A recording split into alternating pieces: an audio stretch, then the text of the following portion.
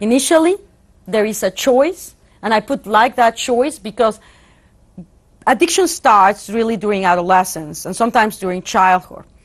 And when kids are exposed to drugs, they are exposed into the context of their group peers with the pressures.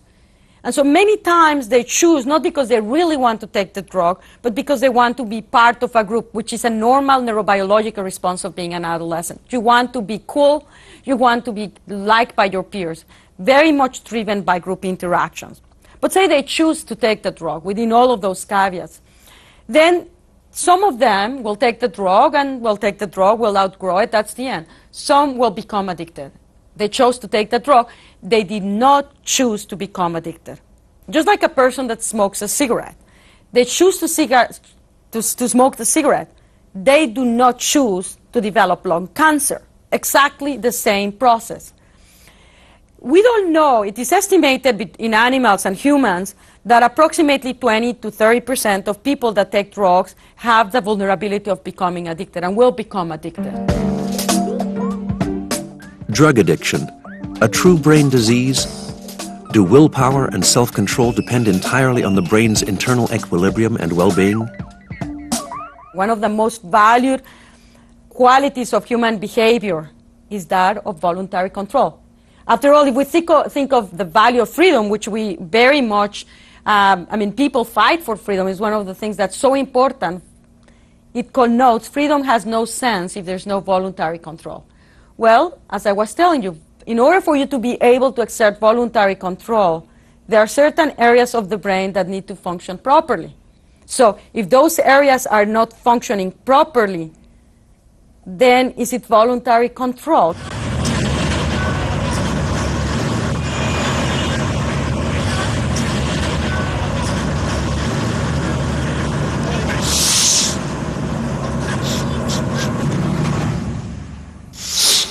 As we start to understand this, then such very fundamental questions as what constitutes voluntary behavior become evident. And one of the diseases where they are most evident is in drug addiction. Because I can tell you, for many, many years, I've been interacting with drug-addicted people, and it's actually drug-addicted people, women, for example, they lose their children because of taking a drug. They are put in probation, and they say, if you take a drug, we'll take your children. And they love their children. They don't want to lose their children. And then for whatever reasons, they are found themselves with a friend.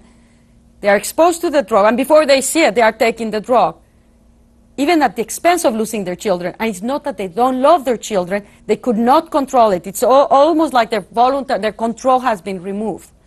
We have control. So he says, well, how couldn't they do it?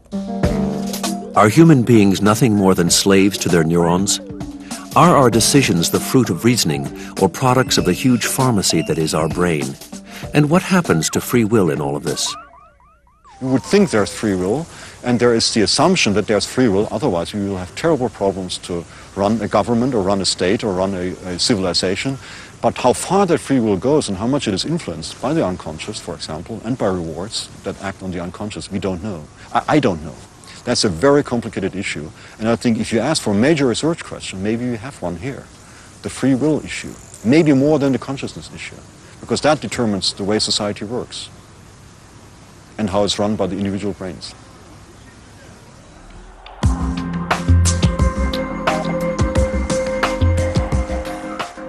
Struggling against their drives and impulses, agitated by the internal pharmacies, are human beings merely the playthings of the concoctions in their brains? Our brain, we now know, is a delicate balance of chemicals capable of influencing our behavior and, in particular, our attitude with regard to drugs.